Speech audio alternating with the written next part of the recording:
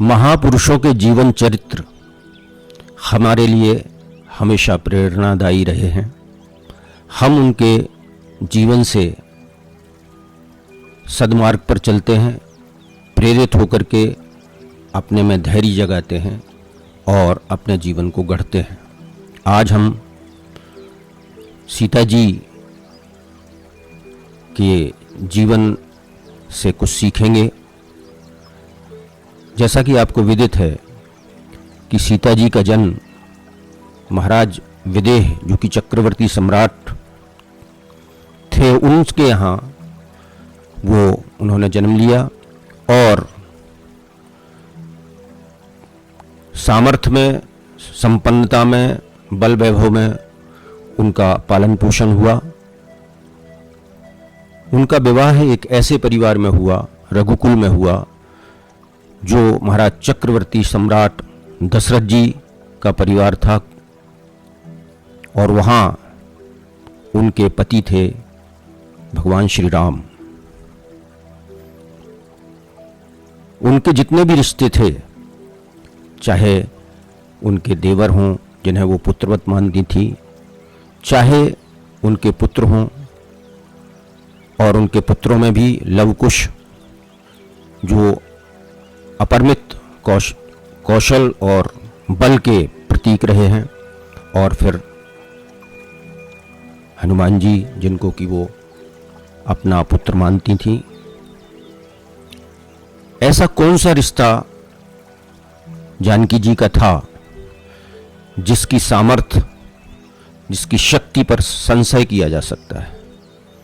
लेकिन जन्म से लेकर के और अंत समय तक ऐसा कौन सा कालखंड रहा जिसमें वो सुखपूर्वक रही हों, उनका जीवन सुख, शांति और प्रसन्नता में गुजरा हो। पैदा होने के बाद विवाह के समय जिस तरह से अनिश्चितता में रुदन हुआ, हर व्यक्ति चिंतित परेशान था। और फिर जब ब्याह करके इतने बड़े कुल रघुकुल में आई, तो वहाँ पर भी वनगमन और वन की पीड़ा, वन की अनिश्चितता, चलिए वहाँ पर भी चीज़ें व्यवस्थित हो सकती थी, पर फिर एक भारी कष्ट। और लंका में व्यतीत किया हुआ समय और लौट करके फिर रावण का वध करने के बाद में अयोध्या आना, और फिर अयोध्या में पुनः अन्य अन्य चीज़ें घटित हुई, हम सब जानते हैं।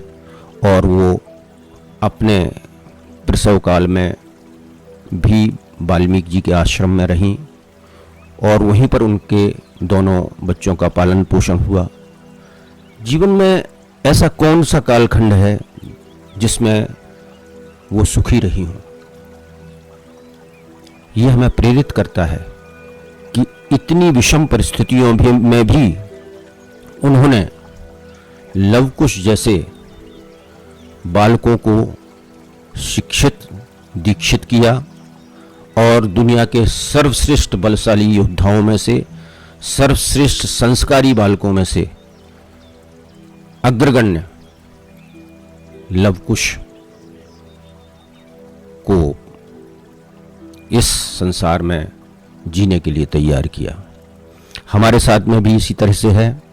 हमें संसार में विषम परिस्थितियों में अपना धैर्य और अपना विश्वास बना के रखना चाहिए, और इस तरह से जीवन को गढ़ना चाहिए कि कैसे भी झंझावत हों, कैसी भी परेशानियां हों, हम सहजता से, समता से उनके बीच से अपना रास्ता बनाएं, अपना पथ बनाएं और अपनी मंजिल को पाएं। मंगल हो, कल्याण हो, जय हो।